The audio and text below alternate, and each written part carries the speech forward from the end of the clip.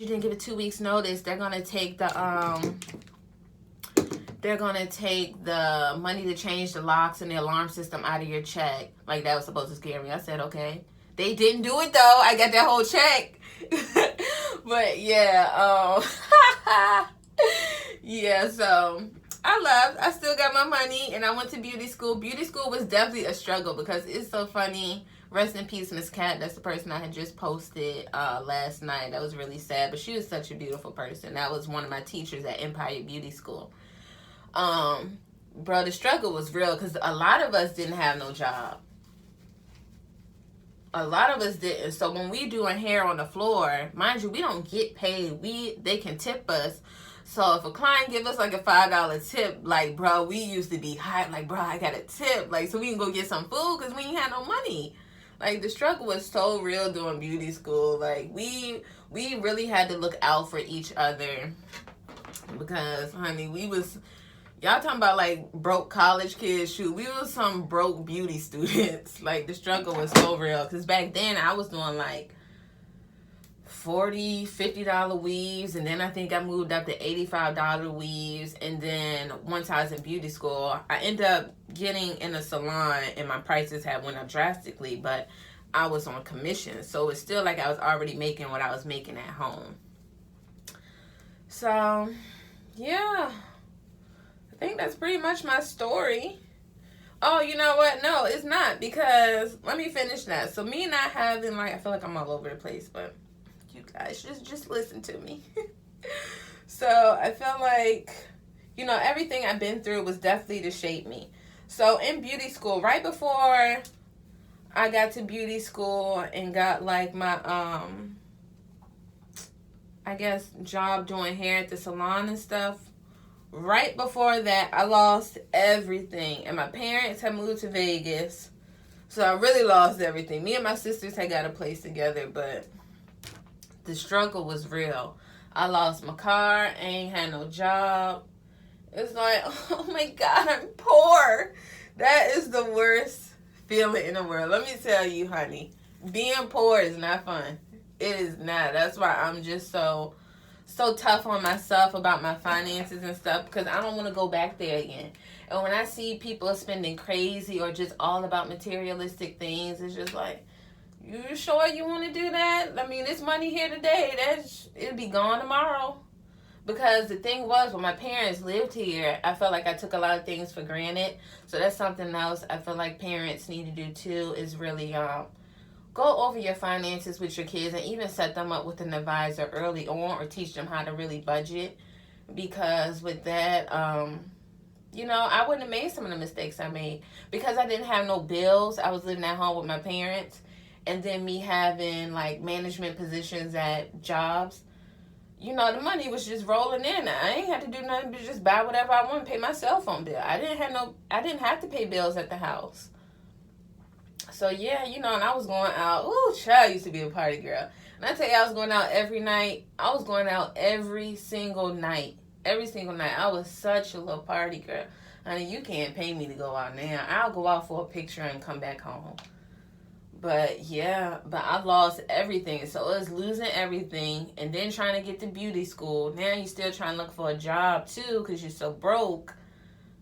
The struggle was real. But one day I was just so stressed out because I just didn't have nothing. I ain't have no car no more. Mind you, my car that I had was brand new.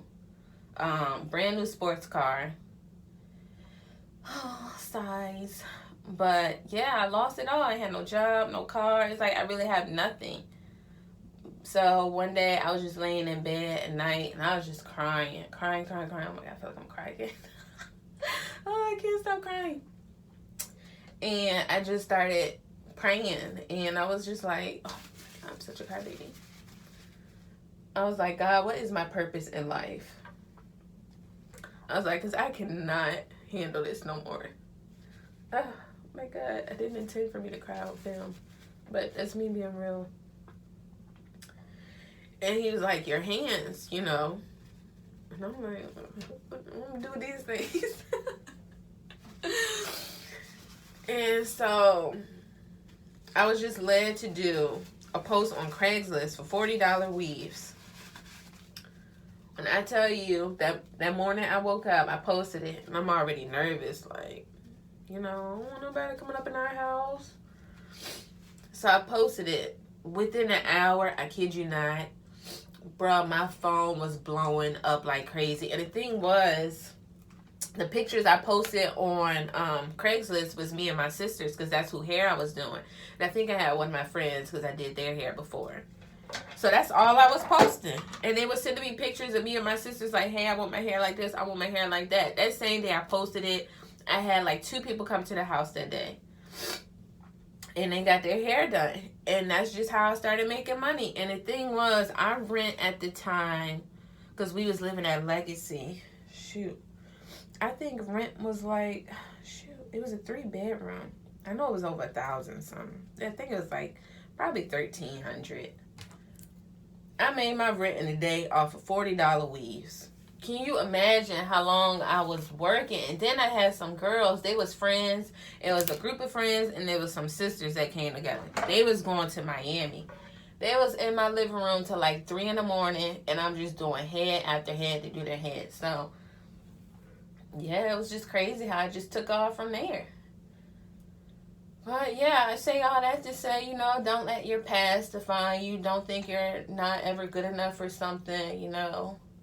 You can get through it. You just got to pray and figure out what your purpose is in life and just move on it. You know, I'm still hard on myself about certain things, but I'm getting better with it. I definitely journal. I do see a therapist.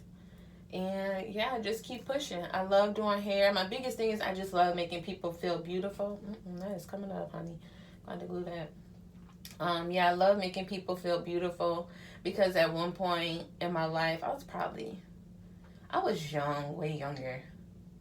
I probably was like 12 or something. I thought I was ugly.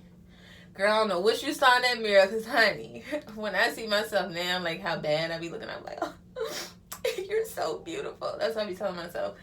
But, yeah, I thought, you know, I was ugly. And my mom, she made us do this beforehand. It might have been right around that time I was feeling like that. And she was like, you need to write down a paper, you know, that you're beautiful. And it was just like, positive things to say, and look in the mirror and say it. So I started doing that, and that definitely boosted my confidence. And even now, you know, my dad used to tell me I was pretty and I didn't have to deal with anything. So that really got stuck in my head. So, you know, men, y'all really got to speak that to your kids. Because if you don't, honey, they will talk to anybody. And, you know, the men I date, honey, you going to make me your world. Because you know who you're dealing with. You know, it's good to have that kind of attitude. I mean, you still got to be humble with it, too. You can't always be a spoiled brat. So that was definitely me. But, yeah. Yeah, I think that's all about my talk through. I can't really think of nothing else. But, yeah, it's just really good. You really have to speak positive and be positive to yourself. And you really have to push yourself. Don't care about if you've been locked up or, you know, you ain't never go to school. Don't let that stop you. That really means nothing at all. It doesn't. Like my grandpa, he is, I don't know. He just had a birthday, but he in his 80s.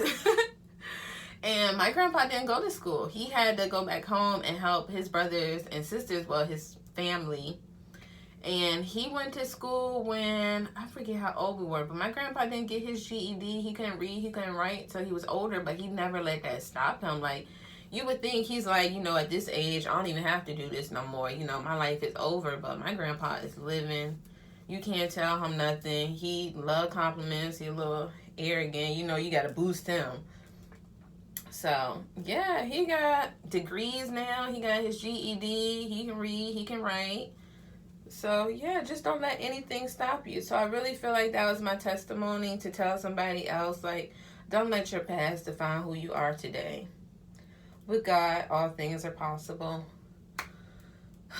This hair is going to take me quite some time, so I don't want to record the whole time, but I definitely wanted to upload that video and give you guys a little insight on my life.